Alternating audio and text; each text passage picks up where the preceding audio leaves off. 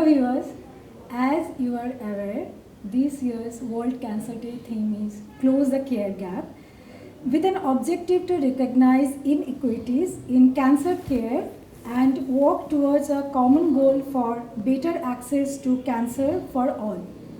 Today we are joined with the renowned cancer specialist Dr. Chanchal Goswami to share insights on cancer care and how his team at AMRI Hospital Dhakuria is working towards closing the care gap. Welcome, sir. Thank you very much. Sir, let's start our session. So, our first question is, it is perceived that cancer treatment is very expensive.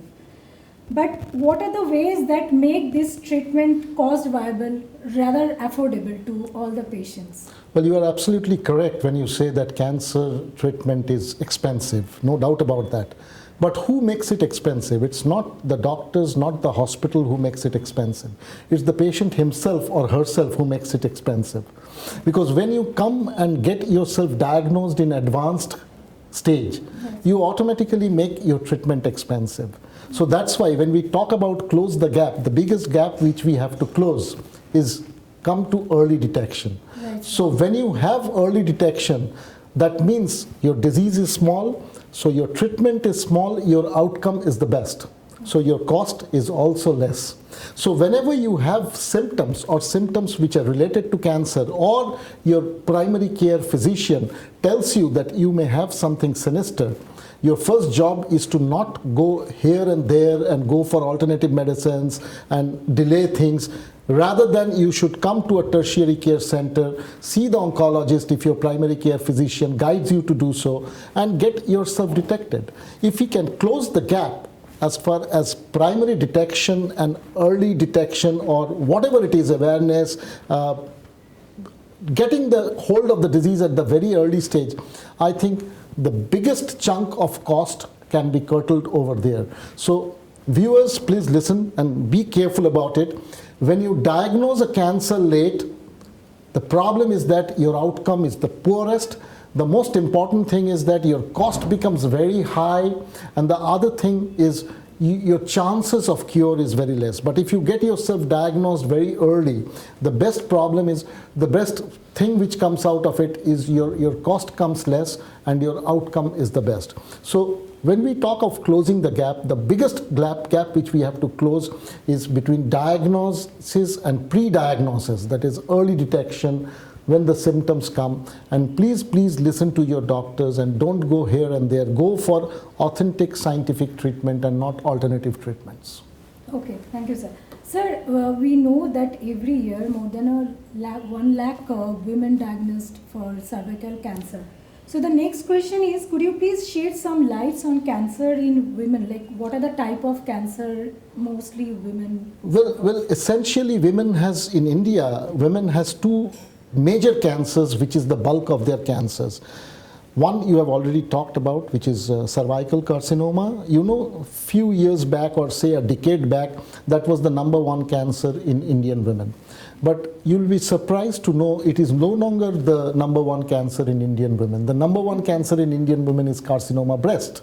Okay. So breast cancer has overtaken the cervical cancer, because primarily cervical cancer is something of a rural disease, a low socioeconomic disease, and as India progresses, so we have become an urbanized society, we have become a more Western society, Western diets, so our chances of cancers of the Western population has also increased.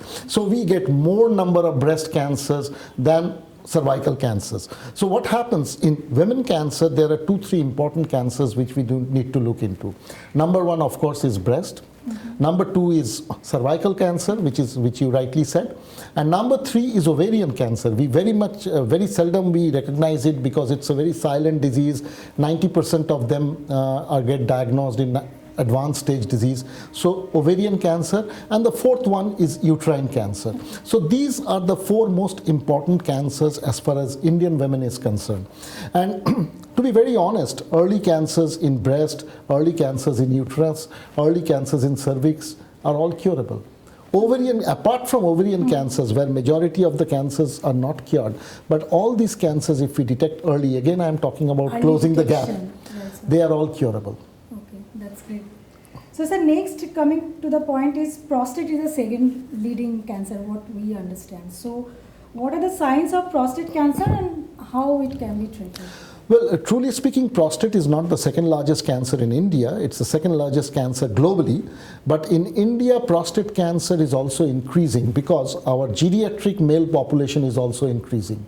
Okay. As our average survival, average age is increasing, so we are getting more and more of prostate cancers getting diagnosed. Now, prostate cancer is a disease of mostly elderly people.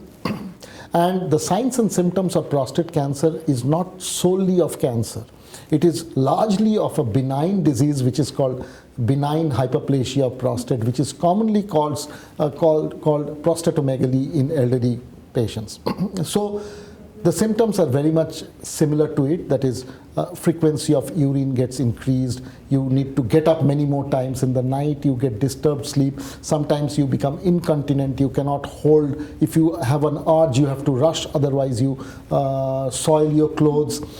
Sometimes it gets. You have to put pressure to urinate, micturate, or sometimes it so happens that you can get a total strangury and you can get a bloated abdomen, and of course rarely you can get bleeding through the urine. So these are the commonest signs. So prostate cancer also has the same signs and symptoms as benign prostatic hyperplasia, but the most important part of it is, since you rightly mentioned, prostate cancer has an hereditary link.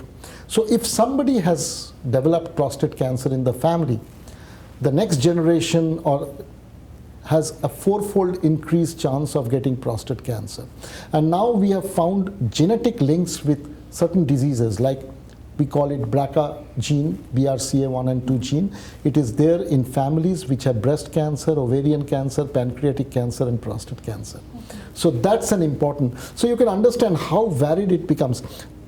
BRCA gene essentially causes ovarian cancer and breast cancer, which is a female disease, whereas it also causes pancreatic cancers, which is in both sexes, and prostate cancer, which is in male. So you need to get investigated for that. Sir, what are the investigations that we should do for prostate? Well, in prostate cancer, the primary investigation is that you must get a digital rectal examination, which is when you see your urologist, they do a clinical examination. We have a very good urology clinic or a uro-oncology clinic in AMRI Dhakuria.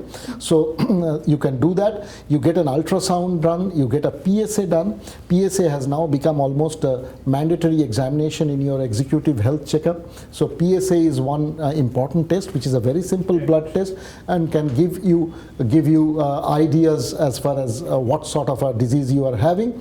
Apart from that, you need to do certain scans, which we call PSMA PET CT, we get bone scan done, we get ultrasound done. And essentially the most important thing is, whenever we talk of cancer, it's not a single doctor, it's not me who's seeing all the patients, it's a team of doctors which includes urologists, which includes pathologists, radiologists, and everybody together, which we come to a diagnosis. So that's the most important part of cancer management, which is a multidisciplinary team, which is very much prevalent in this particular hospital. Okay, sir. Sir, chemotherapy and radiotherapy, these are the two common terms which are using in cancer treatment. So what are the difference between chemotherapy and radiotherapy? Well, these are two entirely different treatments as far as concerned for cancer, but these are the two mainstays of treatment. You will probably come later to surgery, which is another pillar of cancer treatment. Radiation primarily is a treatment which is, we burn the tumor cells by giving high voltage radiation through a machine which is called linear accelerator. So that's a pretty standard, and with time the facilities have increased. We have got sophisticated machine by which you can actually give a very concentrated radiation to the tumor cells and spare the normal tissue, and that's how radiation is being given. Radiation is usually a one-time treatment. It's a prolonged treatment for anywhere between 3 weeks to 6 weeks. It's a standard of care. It's not that it has to be repeated every time. Whereas chemotherapy is like installment treatment. Every now and then you have to come and get yourself treated. Chemotherapy has a wide variety of treatment. One part is cytotoxic chemotherapy, which we commonly call chemotherapy, that is drugs which are injected inside your body, which can be oral sometimes as well, and your cancer cells are killed. Your normal cells also get killed. That's why you get alopecia or hair loss in chemotherapy. You get diarrhea in chemotherapy, but they all recover. But the major part of chemotherapy which has now changed, and it has been which has made a revolutionary step forward, is targeted therapy and immunotherapy, which are also done at AMRI Dhakuria. Now, targeted therapy is basically trying to identify a target in the body by some pathological test, which we'll come to later on, and give the drug which will actually spare the normal tissue and kill the cancer cells. And immunotherapy again is basically a drug which is injected into your body. It's not chemotherapy, it enhances your immune mechanism and the tumor immune mechanism and kills the tumor from within. So these are the two major advancements of chemotherapy, and I think these have revolutionized chemotherapy, and the fear for chemotherapy will go. But at the same time, these are new modalities of treatment. These are expensive treatments. So majority of the patients may not be able to afford it in the long run, but as the use of chemotherapy and immunotherapy and targeted therapy increases, so more and more patients will get it in the ambit of affordability, and so I think majority of them will be able to access it. In fact, at AMRI Dhakuria, there are so many of our patients who are getting this targeted therapy and immunotherapy. Okay, right, sir. So these are the two completely different treatment procedures. Yes, yes. Okay, sir. So let's touch upon the diagnosis tests. Please tell us something about the nuclear medicine, like PET-CT and SPECT-CT, when it's required. Well, we are very fortunate in AMRI Dhakuria to get the entire gamut of diagnostic equipments over here. So when we talk about diagnosis, there are two parts of diagnosis. One is pathological diagnosis, another is the radiological diagnosis. And the radiological diagnosis is usually done by the newer modalities like CT scan, MRI, bone scan, PET scan, and we are fortunate enough to have all the thing under one umbrella, one roof. So we have all these facilities over here to diagnose cancer, which are essential and essential not only to diagnose cancer, but correctly diagnose cancer and stage cancer. And so this is one of the most important facilities we have at AMRI Dhakuria, and we are blessed to have that, because majority of hospitals in Kolkata do not have all the facilities under one roof. Okay, sir.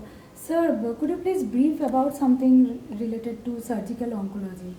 Well, you have talked about medical oncology and radiation oncology, and the oldest treatment of oncology is surgery. So surgery has been the age-old treatment of oncology, and in AMRI we have got a fantastic faculty of surgical oncologists who can treat actually any sort of surgical oncological cases, starting from central nervous system tumors like brain tumors and spine tumors. We have an excellent and a very senior faculty in neurosurgery. Then, of course, the head and neck area, which is called the oral cavity and oropharynx cancers, we have got excellent head and neck surgeons. We have breast surgeons who look solely after breast cancers. We have thoracic surgeons who look after lung cancer surgeries and esophagus cancer surgeries. And then we have GI oncologist who does all sorts of surgeries for gastrointestinal tumors, starting from stomach, liver, pancreas, gallbladder, colon, rectum, so on and so forth. And also we have tumors specialist who does bone and soft tissue tumor surgeries. And the two other most important areas, which is genitourinary cancers, so urologist, uro-oncologist who look after bladder cancers, kidney cancers, and testicular cancers for that matter, and gynecological oncologist who look after ovarian and cervical and uterine cancer. So I think we have a complete surgical treatment department where open surgeries and laparoscopic surgeries are done with ease over here. And as I said at the outset, we have fantastic multidisciplinary team and senior surgeons, young surgeons, upcoming surgeons. So a mixed bag of all sorts of surgical expertise. And I think we are fortunate enough to have this faculty. Okay. Sir, though we have already discussed that what are the services available at AMRI Hospitals Dhakuria for cancer treatment. So could you please just briefly say exactly what are the facilities? Well, I would, when I tell you about the facilities available at AMRI Dhakuria, I would start from the very beginning. So beginning is the diagnosis of cancer. So I think we have the entire gamut of pathology and biochemistry backup over here. With the pathology backup, we have excellent pathologists as well as facilities of molecular diagnostics as well as immunohistocytochemistries to pinpoint the diagnosis of cancer as well as characterization of the cancers.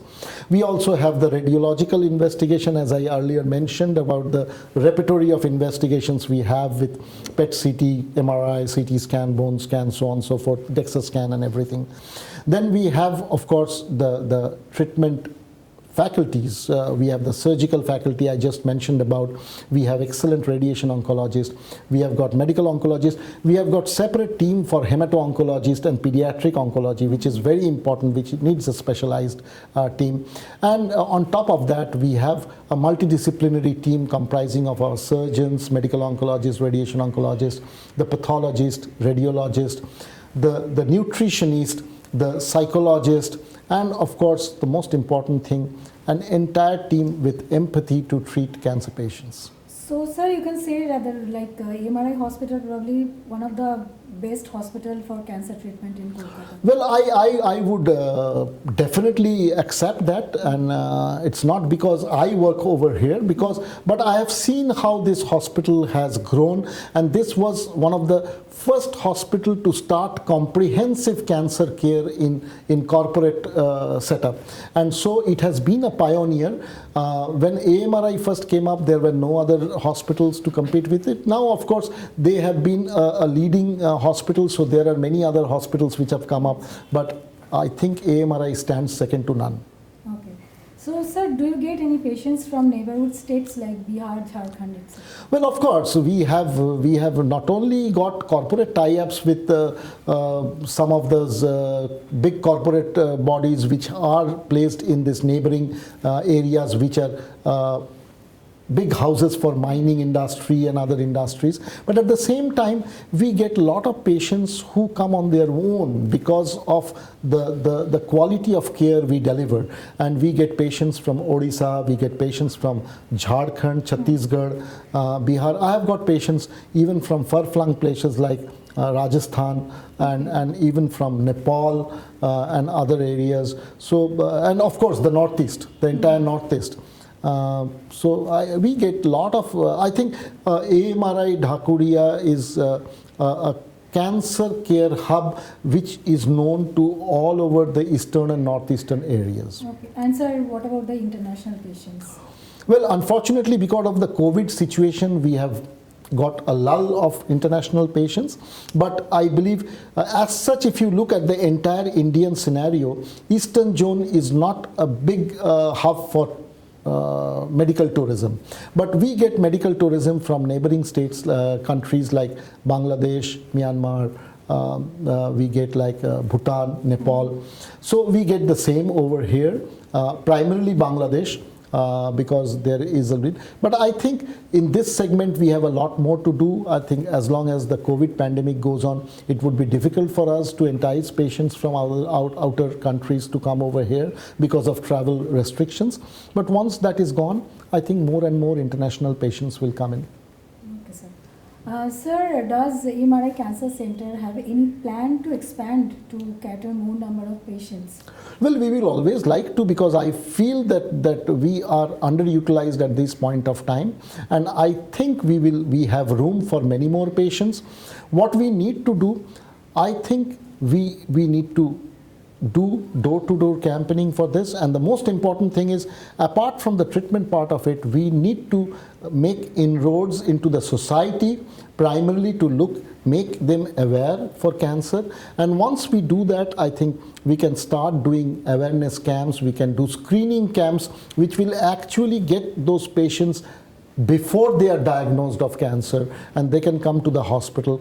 And once they get acquainted with the hospital, I think the word of mouth spreads literally, and I think that's the way forward. So I think apart from treating those patients who are already diagnosed with cancer and when they come to the hospital, that's our duty to do it. But I think we have a corporate social responsibility in reaching out to the community and make people aware what cancer is all about, make them educated about what cancer is all about, and influence the importance of screening and early detection in the society at large. Sir, thank you so much for taking time out for this wonderful session. And in future, definitely we'll have some more number of this kind of sessions so that we can enlighten our other specialty as well. Thank you. Well, it's a privilege talking to you. Thank you very much.